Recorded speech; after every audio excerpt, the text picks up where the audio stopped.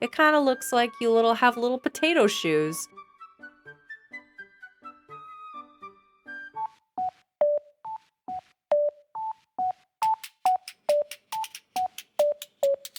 Hello everyone and welcome back to my channel. My name is Taya and this is Wabi-sabi, my Japanese city slash cyberpunk island.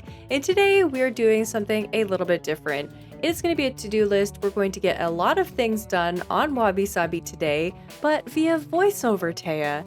On the day that I was recording, I just thought I want a chill day. I just want to play on this island and kind of do some changes around. There's a lot of areas that I need to clean up, and I thought if you just want to hang out with me today, get your Switch, let's do some work on the island and make some progress. So this is my map for Wabi-sabi. I have a lot of pathing down already on the Wabi side, but it actually only that first little area is completed. There's a lot more done now as far as like looking complete on the Sabi side. We also have to get Hornsby in today because I didn't end up getting him in on an order bot yet, but that is one of the items on the list. And we are going to get started by going to resident services. We had to move Tammy's house. She is so cute. She's quickly becoming one of my favorite sisterlies. One of those villagers that whenever I see them, I just feel the need to talk to them. I think it's her little bottom lashes. They're so cute. So heading back over through the little city portion, I actually end up doing some speed building around this city area near to the end of the video, but I'm heading over to the neighborhood right now because I'm not a fan of how that river cuts off down below, and I've got these 3 villager houses just kind of in a row, but not really, kind of off-centered from each other. So I thought I want to do some terraforming. I want to remove Tammy's house and put her on a different level from the other 2. So the process was that I had to move Tammy to the beach. Then I had to go to resident services and get a incline demolished. The next day I came back and I grabbed Tammy's house plot and the other incline so that I could move everybody back to where they needed to be. The incline and Tammy's house are still relatively in the same position, but just moved slightly. I want them to be a little bit askew. I want it to feel very like a rustic village neighborhood, you know, on a mountain. Not everything is going to be perfect. They build these houses at different times, and it kind of looks a little bit eclectic. So that's the vibe that I'm going for in this back neighborhood half of the island.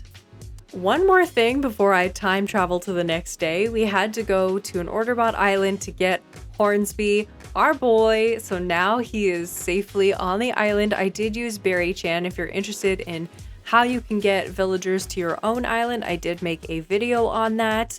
And it's just a nice way to end off if you had a long, hard time going villager hunting, you're just tired of talking to this dodo.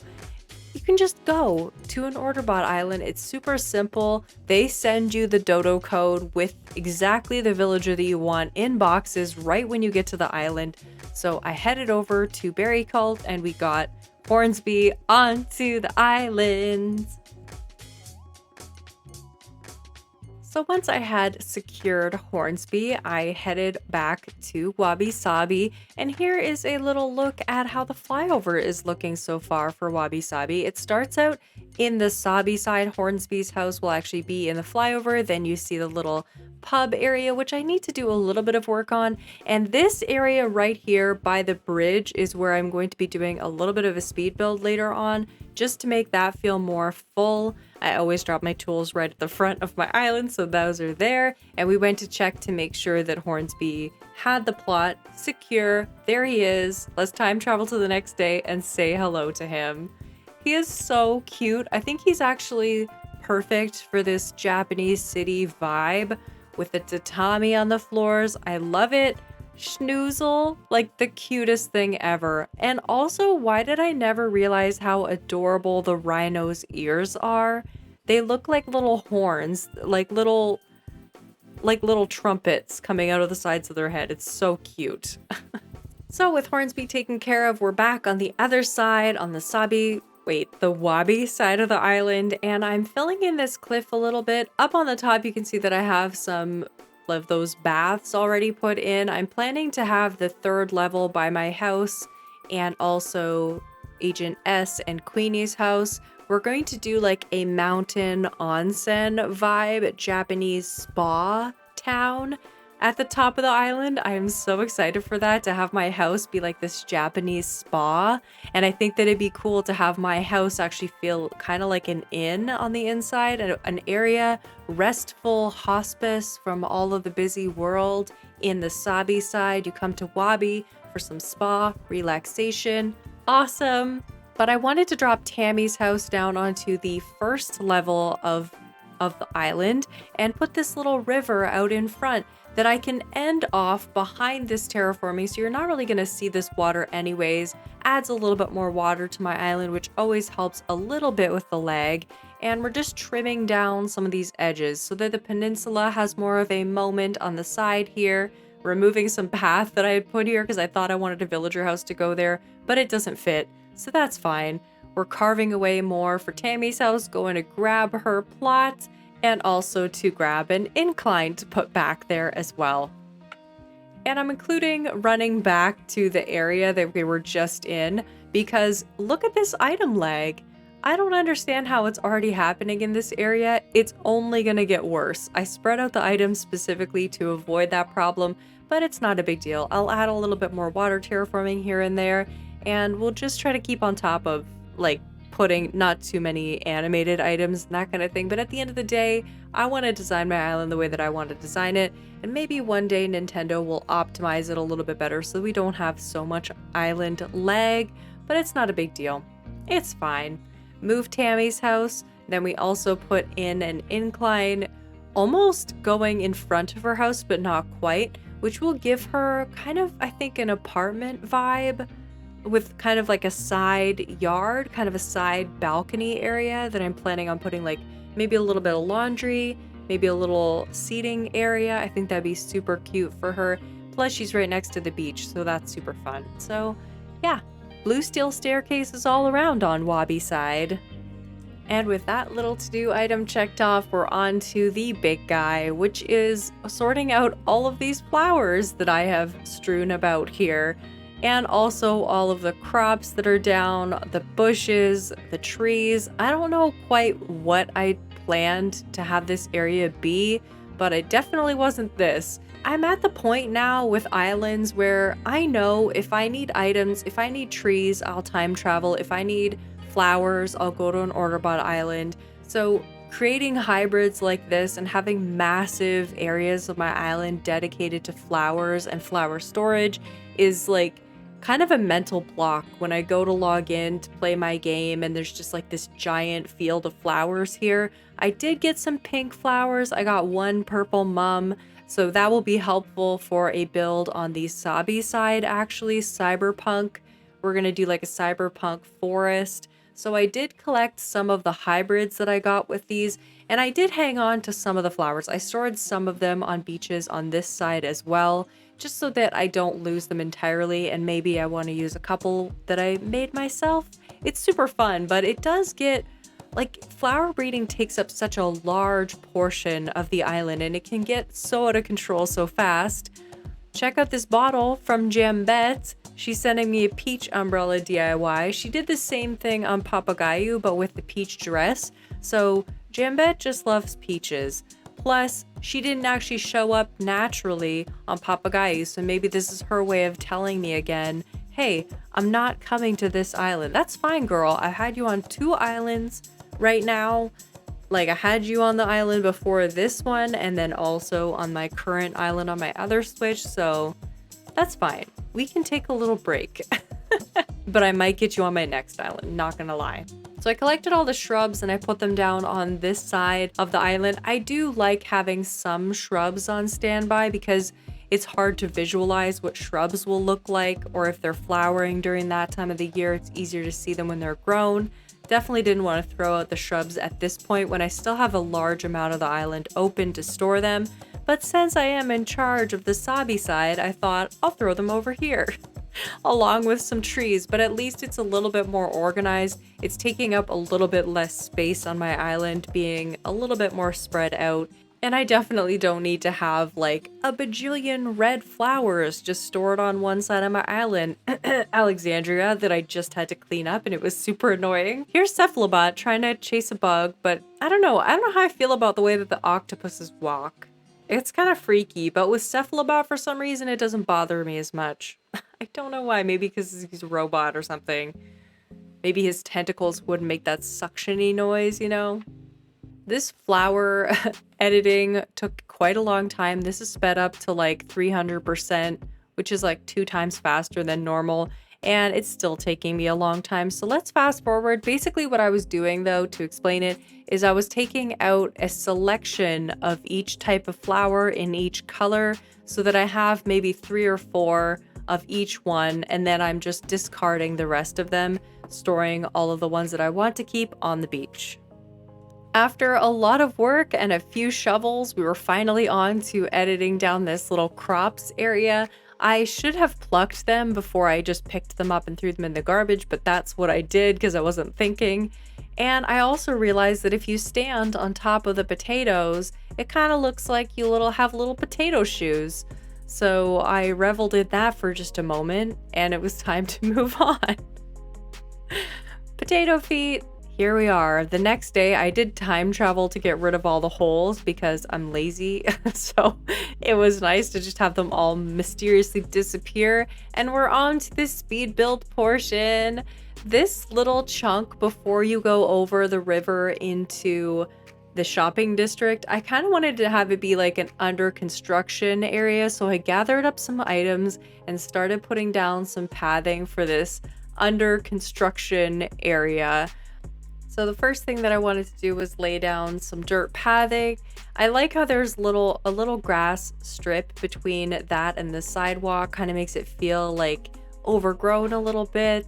Some of those little tiny lines that appear, I used to really be bothered by that, so I'd probably pull up all of the other pathing and put it down, but I was going to put this green kind of grass path over top of the dirt to make it look overgrown. Like it's a construction zone, but like not very many people go here. And I tried to keep like a reverse pathing dirt path through the middle of it and make it more broken up so that it really feels like there hasn't been a lot of movement here, but maybe a construction company left some stuff here like way back in the day. I'm not really sure, but I kind of like the overgrown vibes, and I do put some of the brand new, like those brand new. I mean, 2.0 was already last November, but those new fence items, the tall ones along the back, and it just makes it feel like it's kind of an off-limits area, but it's turned into a little walkway at the end of the day.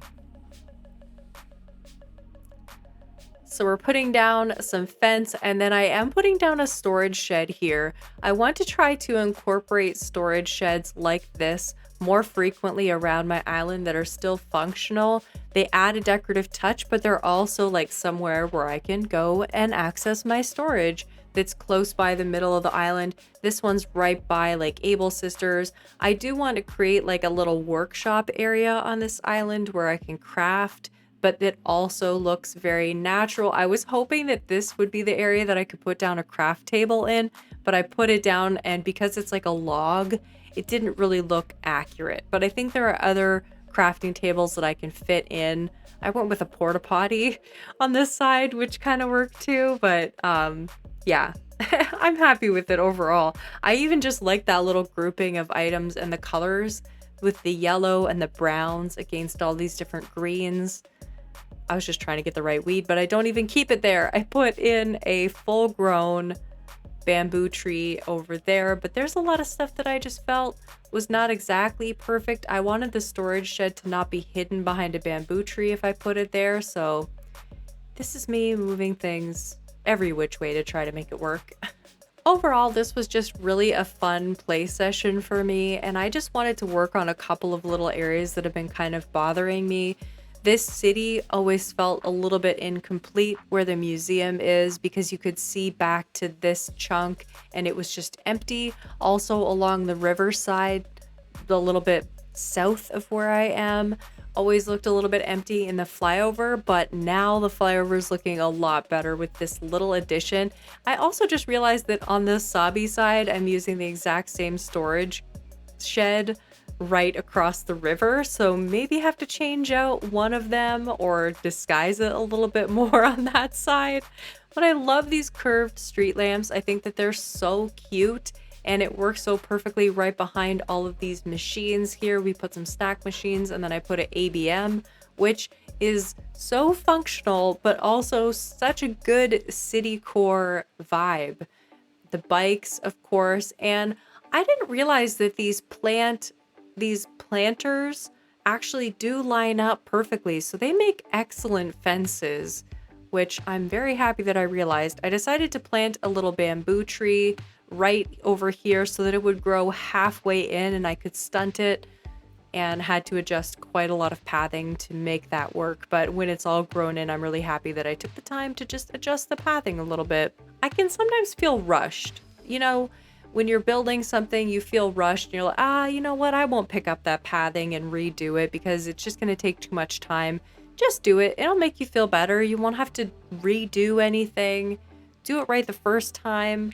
Or even if you're doing it the second time, make sure that you're happy with it before you move on to the next part. I'm trying to get better about that versus rushing myself. And we just need a few more finishing details for this little area, but I think as a transition zone from the shopping district to my main city area, it's a very city feeling build, but it still has that small town kind of rustic cozy vibe that I'm really after. I downloaded this little newspaper. I'm not sure if it's too kidcore with the little heart on it, but I just love how it's folded and it has that little fold in the bottom of it. So cute. So I put a little newspaper there and I'm cleaning up the trees in this area. Finally, they've been driving me crazy. That's the problem sometimes when you plop down trees before you've actually thought about what you're doing in that area, is that they kind of get in your way mentally of picturing what you're going to put there. So the second that I picked them up, I had a more clear idea. I wanted to make a little shop here, and at first I thought I wanted it to be like another 7-Eleven, but it ended up being more like a little house or just a little random anonymous kind of feeling building. So I used the storefront and a couple of the retro transportation stops with these kind of shoji screen custom designs in front. And once I put in this sign and the cypress plant, I even put some fencing along the front of it eventually. This took me a little bit of thinking. And I think all kind of fake buildings, you have to take your time with it. You can't just put it down and assume that it's going to look great just like that. So I tried it with the tree. It didn't quite work. I tried it with the shopping cart, the sign, and then I decided to move it over by a half a square, everything. And that was really what did it, because now it's more centered on that area and I can kind of offset this cypress plant and the sign, and then I end up putting in some fencing as well. So I always felt weird about how this road ended off over here. I ended up taking things down and kind of adjusting the pathing so that the road actually ends before it gets to the river, and you have a little sidewalk section where I can maybe put some fencing and some trees. And I kind of struggled with what exactly I was going to put back in this chunk. Maybe a car would be nice eventually, but I ended up putting a tree right in front of this over here, and it kind of just covers up that whole area. And I put in some shrubs and then some fencing as well. So that kind of, from the bridge over here, it just looks like a line of bushes, which really, I think it looks nice and kind of looks more finished than it was before. And you don't see corners of like sidewalks like you did before as well. The fencing I love, and I ended up putting a little bit more fencing down here. So many different colors of fencing, but if you are in like a real city, every different like person who's on that street is going to choose a different kind of fencing for around their business. So I think it looks really realistic actually, seeing all these different colors and textures. And I just love the look and feel of this area. Walking through from the museum gives me that city vibe that I really wanted on this island. So I feel like Sabi and Wabi are finally getting their vibes that I wanted them to have for so long. And it feels so good. I absolutely love the look of this seeing the Sabi side be up a little bit higher. And of course, I have a little bit of space before we get to resident services that I can already start to decorate in a more neon way. Maybe put in some custom designs that are a little bit more Sabi specific, but that is going to do it for today, everybody. I hope you enjoyed coming along with me as I worked on my island and just got it a little bit more cleaned up, got a little bit more developed, just kind of a laid back let's play style. Let's get some stuff done on the island, and I'll see you all in the next one. Bye, everybody.